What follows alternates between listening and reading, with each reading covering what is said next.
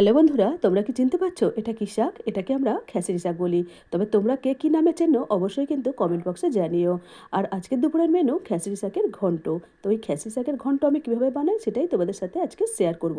তবে তোমরাও কে কিভাবে বানাও সেটাও জানাতে কিন্তু ভুলো না। প্রথমে আমি শাকগুলো একদম কুচি কুচি করে কেটে নেব, যতটা কুচানো যায়। একদম ছোটো ছোটো করে কুচিয়ে নেব।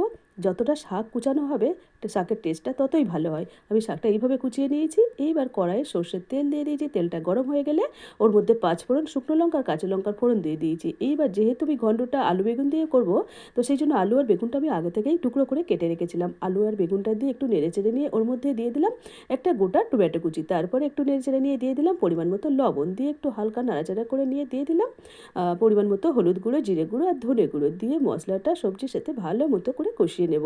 নিয়ে এইবার দিয়ে দেবো কেটে রাখা শাকগুলো, দিয়ে একটু হালকা নেড়েচেড়ে নেব। নিয়ে একটা ঢাকনা দিয়ে ঢেকে রাখবো বেশ কিছুক্ষণ।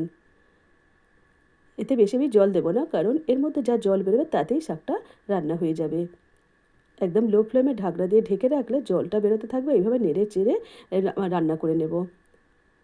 তারপরে মোটামুটি সেদ্ধ হয়ে গেছে। এখন এটা একটা ভালো করে ম্যাশ করে নেব। নিয়ে এইভাবে নেড়ে চেড়ে নিলেই রেডি আমার খেসারি শাকের ঘন্ট। তো আজকের রেসিপি তোমাদের কেমন লাগলো অবশ্যই কমেন্ট করে জানিও।